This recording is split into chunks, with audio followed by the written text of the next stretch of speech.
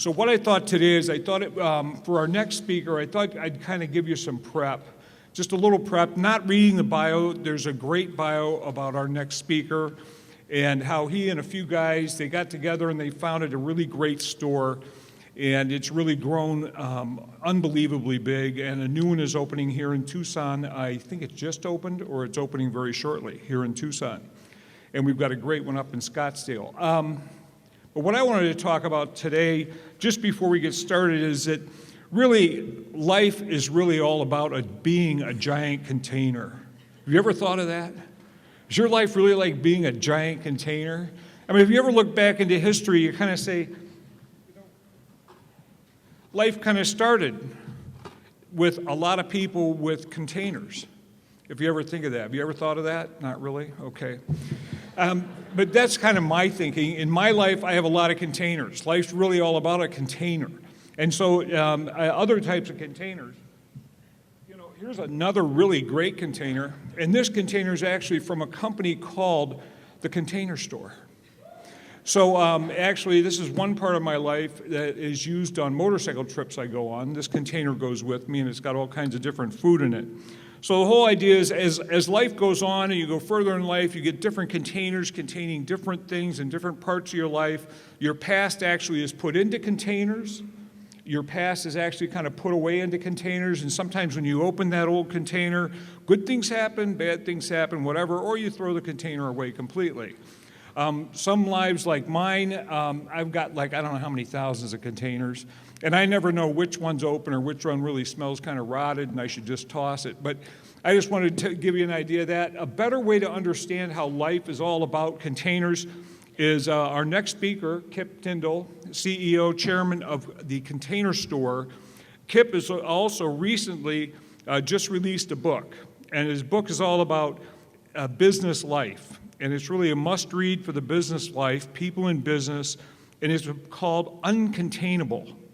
Now, some people would say pretty much Tom Red is uncontainable, but look, some of my life can be put in a container. So without further ado or more talk about me, I'd like to introduce our next speaker is Kip Tindell. How do you build a business where everyone can thrive?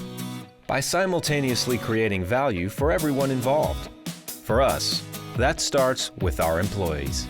Everything that I do and don't do matters and affects someone around me.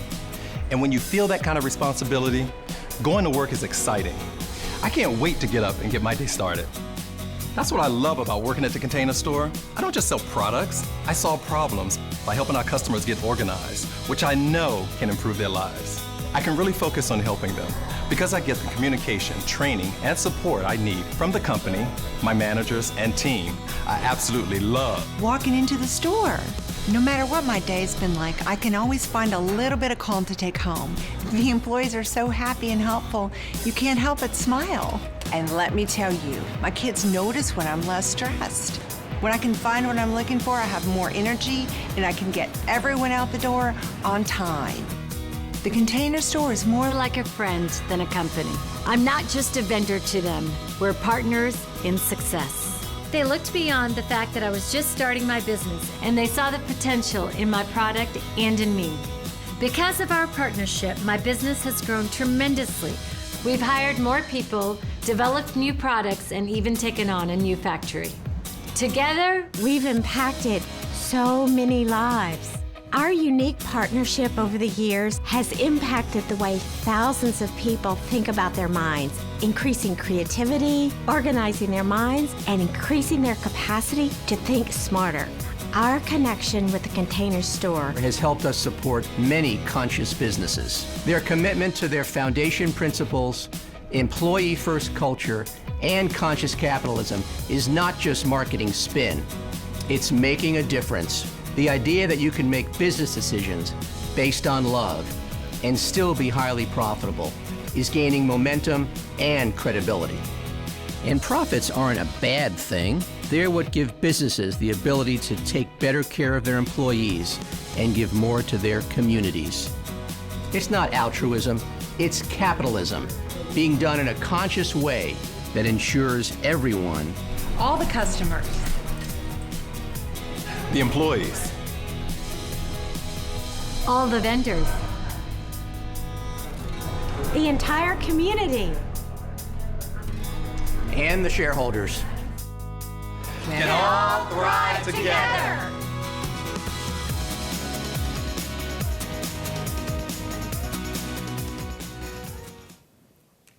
Okay, thank you.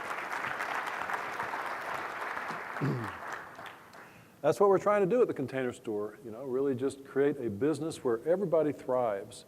And you spend more time working than any other waking endeavor, so I can't imagine a more honorable, wonderful thing to do with all that time than create a business where truly everybody thrives. And that's what we're going to talk about a little bit here. And my friend Walter Robb talked about team members. The Container Store's culture is built upon putting the employees first. We're going to talk a lot about that as well. I want to thank Terry for asking me to take part today. I love retail. Proud to be the new chairman of the National Retail Federation. There's a lot of NRF people here, and we have Matt Shea, the CEO, here. Terry was a past chairman and did a wonderful job, and the National Retail Federation is really taking off and really just becoming fantastically even more important to lifting the entire industry than it was in the past. Tom, I want to thank you for that wonderful introduction. That was, I usually get introduced just like that. That's kind of the typical introduction, Tom. No, maybe not. The containers. How many of you have shopped at the Container Store?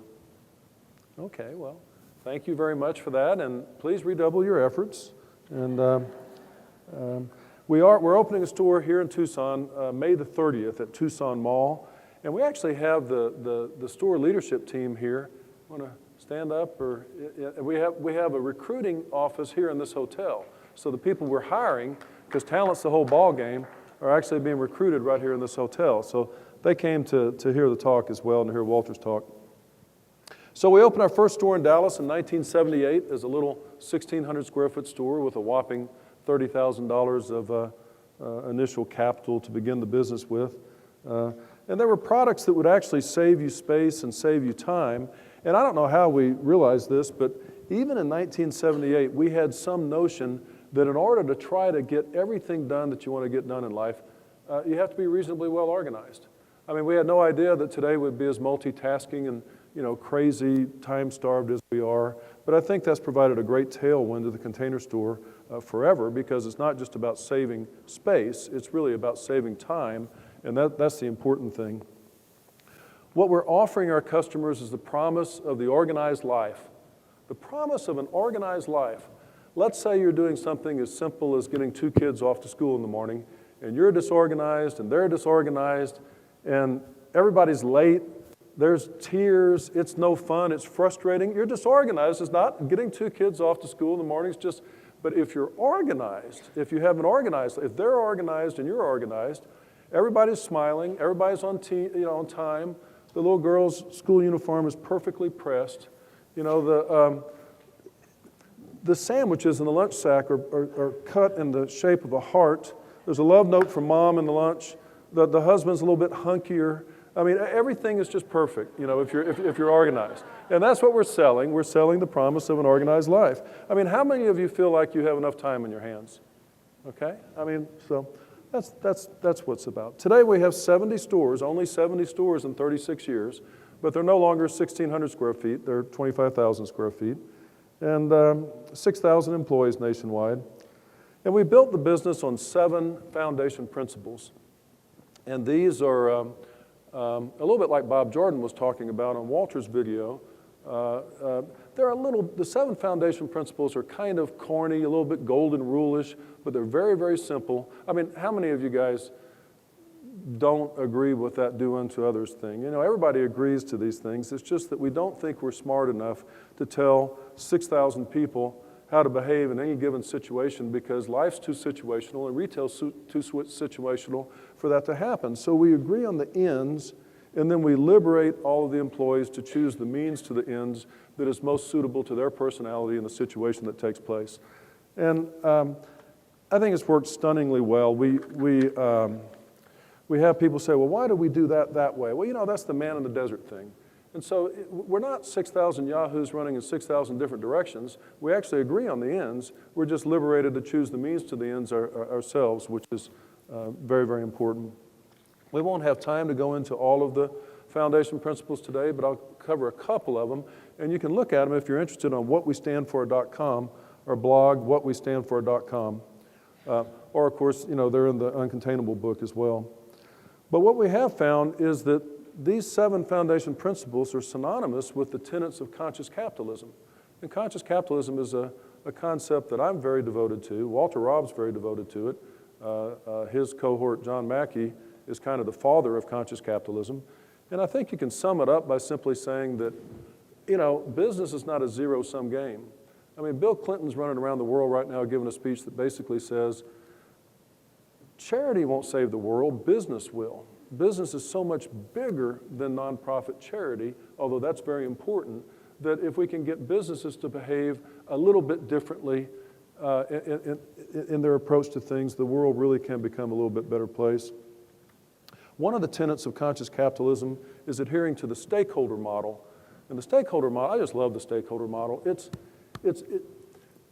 You're taught in business school to really just focus entirely on the shareholder, and we're like, well, actually, you can optimize and balance all of the stakeholders, the employees, the customers, the vendors, the community, and the shareholders, all at the same time.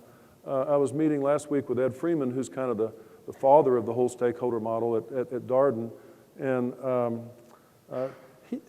he likes the word harmonize the needs of all the stakeholders. Do you optimize them? Do you balance them? He said, no, harmonize. They're all different. They're like different instruments. He's a big musician, and harmonize those. And it's glorious fun as leaders and as workers to do that. So while we ensure all of our stakeholders thrive, for us it's really the employees first. And we've really built our brand on that joyful conviction that the employee is our top priority. So one of the foundation principles is one great person is equal to 3 good people in terms of business productivity. And that's an understatement. You're 40 or 50 times better than me at many things, but if you really believe that 1 great's equal to 3 good, then why would you do anything other than hire only great people? And if you're hiring great people and you're getting 3 times the productivity, you can do a lot of things. You can pay them better. We pay 50 to 100% above industry average because we really believe we're getting 3 times the business productivity, so that works out. It works out for the company because your labor costs are, say, 75% higher than they might otherwise be, but your productivity is 300% higher. It works out for the employee because she's getting paid better than somebody else might. It works out for the customer because they're getting this really engaged 1 = 3 great employee who actually cares and knows about your toy storage problem. But who does it really work best for? It actually works best for the co-employees because we want to work with great people, right? I mean, imagine if we started a golf team here and Phil Mickelson was on the golf team. You'd feel so much better about being on that golf team. It's just key. I think one of the best things you can do in building a great place to work, and the Container Store has been on the Fortune 100 Best Companies to Work For list for, I guess, 16 years in a row. We were number 1 twice, we were number 2 twice, we were number 3 once. But I think really maybe the best thing you can do is have your employees feel like the people they get to work with are great. I mean, really engaged, really 1 = 3 great. I had when I was in the 5th grade, this girl, she liked me, and I knew she liked me. And what was so funny about the fact she liked me is she was the coolest girl in the whole school. I mean, she was the coolest in the whole school, and she liked me, and I just couldn't get over it. But I will tell you, I really look forward to going to school every morning, and that's the same with working, getting to work with people that you feel that way about.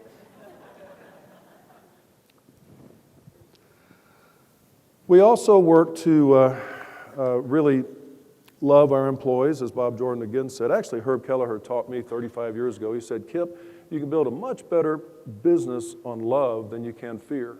And this is 35 years ago, and I said, wow, who is this guy? Nobody talks about love at work.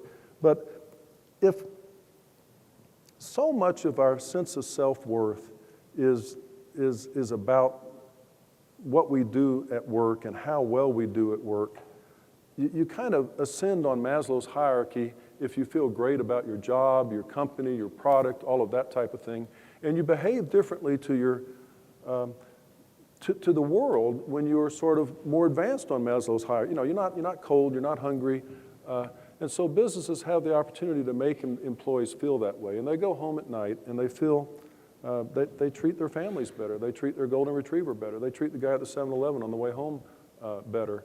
I can't tell you how many times I've had spouses of employees say, you know, Kip, she's worked there for 20 years and the foundation principles and all of that has made her a better mother and a better, and I'm like, oh God. I mean, I was embarrassed by that. You know, how do you get used to, it's made her a better wife, and I'm like, oh my goodness.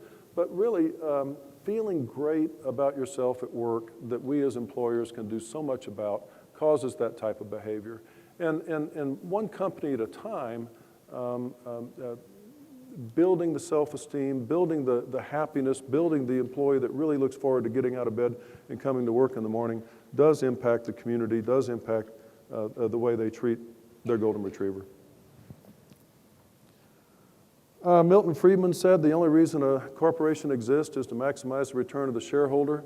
And we're like, you know, Milton, I know you won a Nobel Prize and everything, but at the Container Store, what we do is that we actually believe if you put the employee first, she really will take better care of the customer than anybody else. And if those two people are happy, well, then the shareholder is going to be happy as well.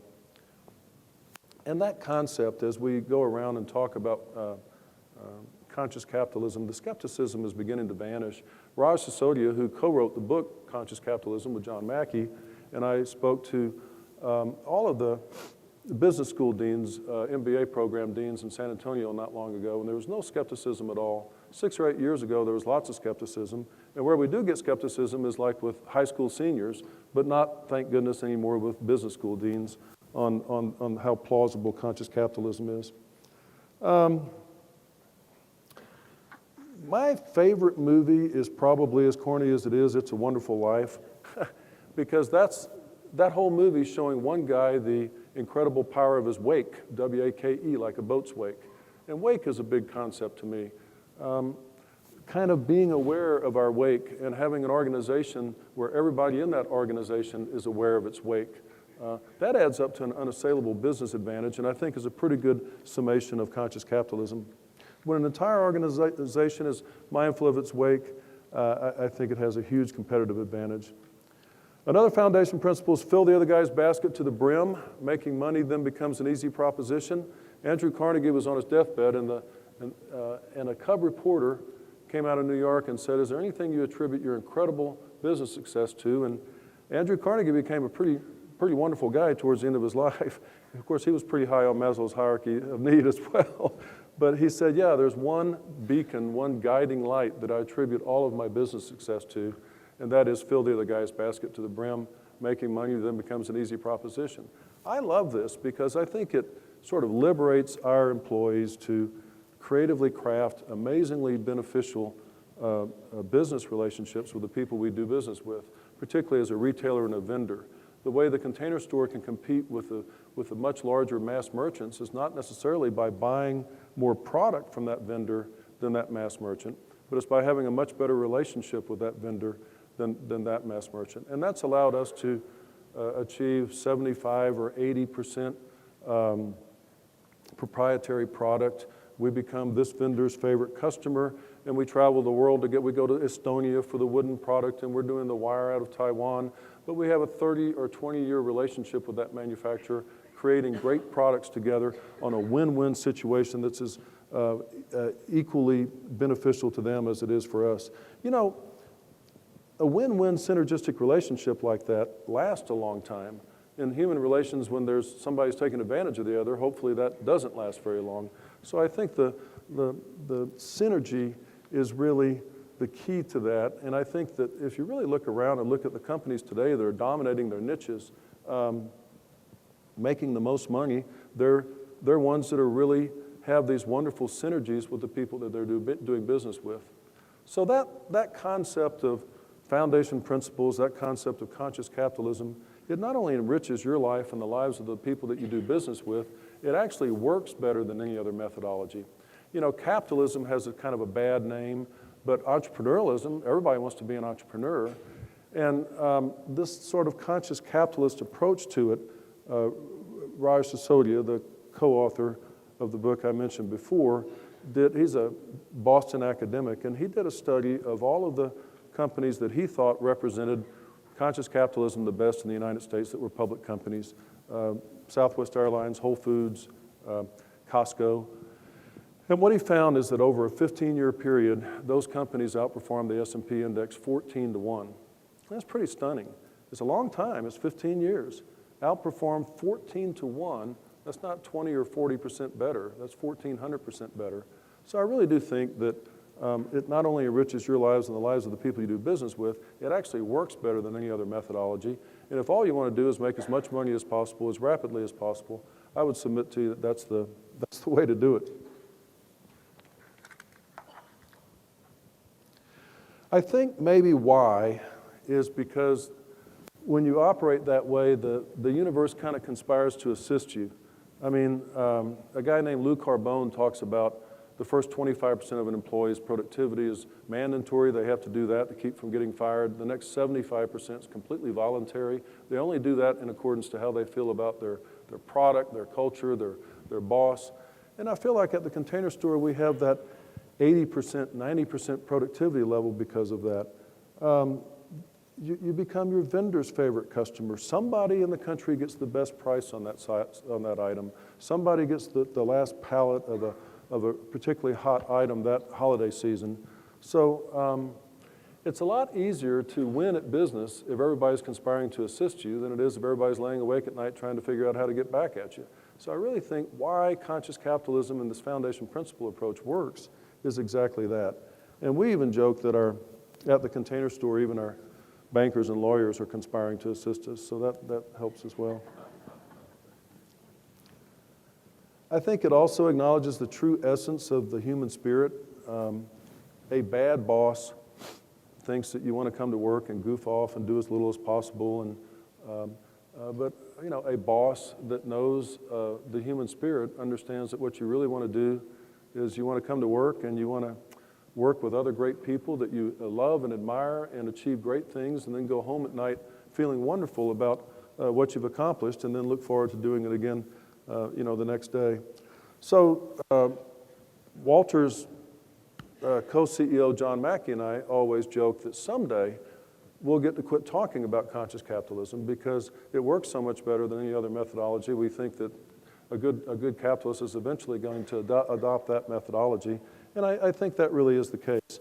And I really think it's helpful for people like Raj to continue to sort of quantify that for the rest of us.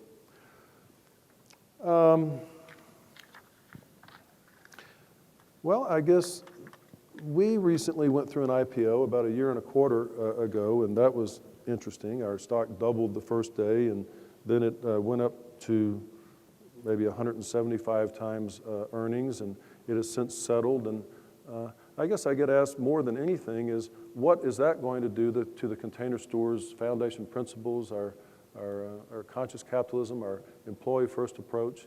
And I just want to say and assure you that after a year and a quarter of it, it's a little more volatile being public than I thought. It's you spend more time dealing with those matters than I thought. But I really don't think we've changed our business model or our approach to business at all. And I think our employees would tell you that. And I'm very proud of that. It's, you have to do something. I always joke that, well, my dad didn't leave me $3 billion, so we either had to find another private equity firm or go public or something. And I think one of the great things about going public is that you get to get more stock in the hands of your employees. We had at the IPO, we had a directed share program that was 14%, and most of that went into the hands of these vendors I'm talking about and these employees that I'm talking about. Typically, you get 2 to 3%. And I really don't think the business is any different today than it was then, and we're determined to keep it that way. So we know those foundation principles and the tenets of conscious capitalism will continue to serve as a beacon for the way that we operate and for doing what's right and creating a business where everybody thrives and doing our little part to change the world and the world of business. And I really thank you for having me here today. I've really enjoyed it. Thank you very much.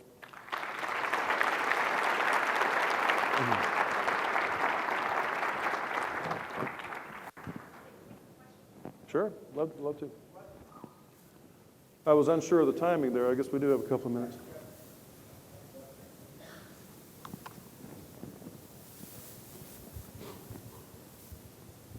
I get to ask people like Terry Kip, about I'm the right public, here. public thing. Anita Bapu and I chair the academic program in retailing. You, Jerry, earlier yesterday and then earlier today, Rob as well, pointed out that the essence of conscious capitalism, as you've talked about, is retailers, in this case, putting employees first, employees taking care of customers, and that takes care of shareholders. That's not traditionally been what retailers have done. They've put customers first, and that takes care of shareholders, and quite frankly, employees in retail have not been taken care of at multiple levels. And that is truly the battle on the talent side of convincing smart millennials to come into the retail sector. So our students that are here believe in what you're talking about as the future of retail, but the students we aren't able to recruit usually point to that fact that retail is not a place that has traditionally taken care of its employees on the front lines. So I'm just wondering, aside from the millennials pushing retail to think about conscious capitalism, if you see other sort of positive pressures in moving the industry to a more conscious platform. Yes, I see that in retail. I see it in business in general. Guys came back from World War II and started businesses and applied what they learned in the military to running those businesses, and that's a terrible way to run a business. Today, almost everybody understands it's more of a servant leadership approach.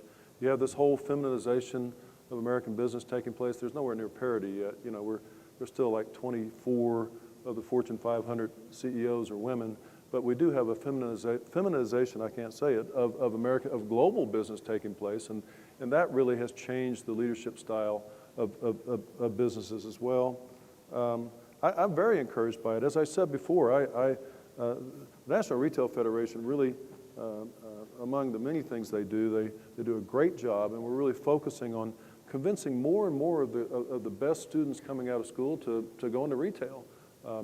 I started working with Stanley Marcus, the Neiman Marcus guy, years ago to do that, and Gordon Siegel, the Crate and Barrel guy. We're really passionate about it. I think that's why I got involved with the NRF. I see a lot of progress, and I think it's great to hear what Herb Kelleher did with all that, and then what Bob Jordan's doing, you know, following him, and to listen to Walter, and we hope the Container Store makes a statement about that too.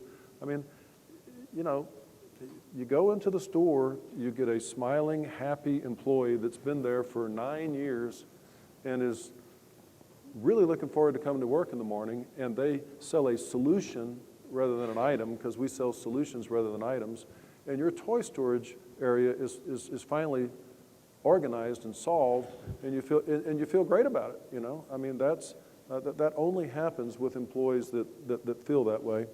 And I think the world of business is changing with it, and I think the world of retail is as well. Also, when you talk about jobs in retail, people just think about the, you know, maybe a sales position and that type of thing. Of course, the retail industry is comprised of, I mean, I can't tell you how many six-figure IT jobs the Container Store alone has. So there's obviously all types of wonderful jobs. So I'm a big advocate of promoting retail as a career endeavor, and we do a great job going out and getting the very best kids coming out of school to you know, come to work for the Container Store, or to consider becoming an entrepreneur and starting a retail business. It's not impossible. We did it not so long ago with no money and no experience. And, so I hope that answered the question. Yes.